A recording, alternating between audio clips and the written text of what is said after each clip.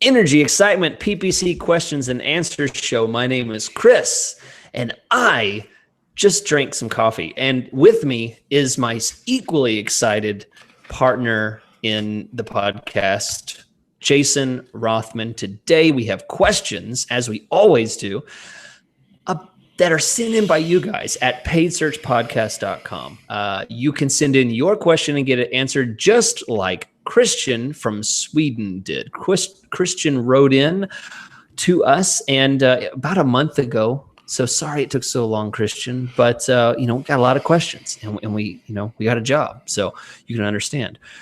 Christian says, I've become addicted to your show. So much good stuff. It's hard to remember everything. Great to be able to go back and re-listen. Since I'm new to AdWords, there's a lot of stuff to learn. And I wonder how you go about keywords that get the below first page bid warning.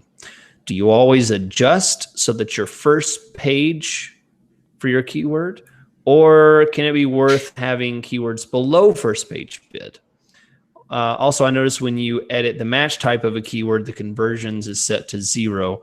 How do you keep track of that in a good way when you alter match types? He's referring to the fact that when a keyword is changed, the metrics also change for that keyword. So then he says, might be a couple of stupid questions. Not true at all. But as Jason once said, there's probably some stupid people out there.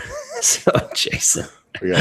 Jason, no, Christian, I don't think this is a stupid question at all, and I actually really like it because I think it's a great question.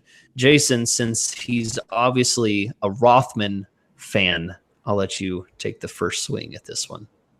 How do you keep track? Your data changes when you change the match type. I'd never change. Well, I take this back. Sometimes on broad or broad match modified keywords, I make them more modified, and I'll add plus signs and I'll lose the data, and that's okay because if I needed to do that, it means it wasn't performing well, and I'll just start over with new data with the more modified version of the keyword. But I never make a keyword go from exact to phrase or broad to phrase or whatever.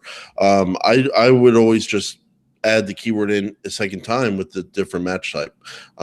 Some people don't like doing that, but I like seeing the different versions and how they perform. So I would just add it in there as a new keyword with the new match type.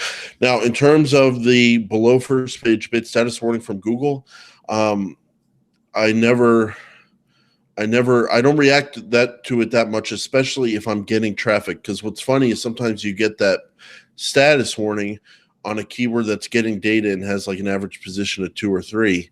And you're like, okay, if we're below the first page, then how am I showing up and getting clicks? So I notice it, but if I'm getting data, if I'm getting click data, I manage my bids the same way I always manage them, and I don't really let it affect what I'm doing. If I like the cost per conversion and I have a lower than 1.0 position, I'll raise the bid. If I don't like the cost per conversion, I'll lower the bid, but that doesn't really play a factor below first page status into my bid management if I'm getting data. And if I'm not getting data, because I'm not getting clicks or impressions and my average position is like 5 or 6 or 7, then I'm going to raise the bid.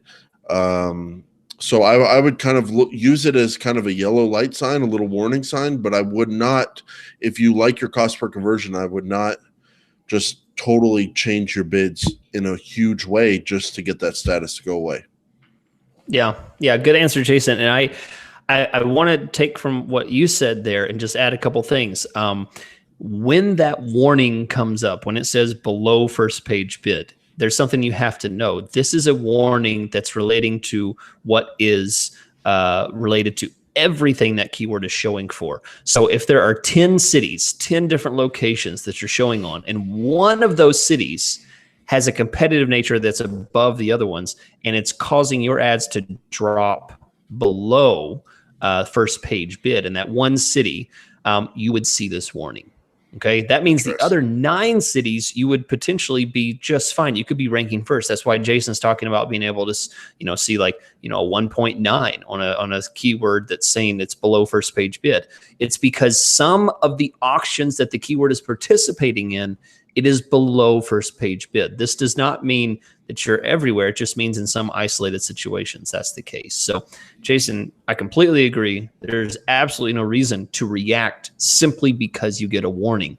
The same thing goes for if you see a warning about your campaigns being limited due to budget. Do not react to these warnings. This is simply just a notification.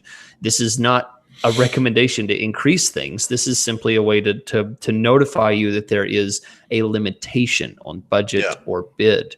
The only time, and I completely agree, the only time that I'm going to raise it, which I do sometimes raise it, is if that keyword is really driving value for me and I want to push it harder. If I'm getting like a 50% search impression share and I'm happy with my conversions, I'm happy with what I'm getting, the quality of traffic, I'm going to push that up because I want to be visible in all auctions and not just 50% of those auctions. So that is when I might increase it outside of what Jason was talking about, if it's 0 impressions or 0 clicks or something like that. So Jason, you think we answered Christian's question enough, or do you have any other points to share? I think we answered it well, and I think the main point is all the information that you get from Google about statuses on your account. It's all part of your overall way you look at your campaign, and don't make drastic moves just based on that factor alone. Have another reason to do it. Like, yeah, I'm not getting enough traffic. That makes sense. I'll increase my bids. But if you are getting enough traffic, well, live with the status and focus on your cost per lead. So it's a starting point. It helps inform you, but it's not the be all end all. Yeah. Okay. Well, there you go, Jason. Excuse me. There you go, Christian. Send over a couple tickets. We'll come answer your questions in person in Sweden. That'd be a great place. Jason, you want to do a live podcast from Sweden? You want to do that sometime? Yeah. Not really. No. Not really. Okay, Jason is just not interested. Okay, well, I will send 1 ticket. It's even cheaper. All right, so thanks, guys, for listening. This is the PPC Questions and Answers show. You can get your question answered at paidsearchpodcast.com.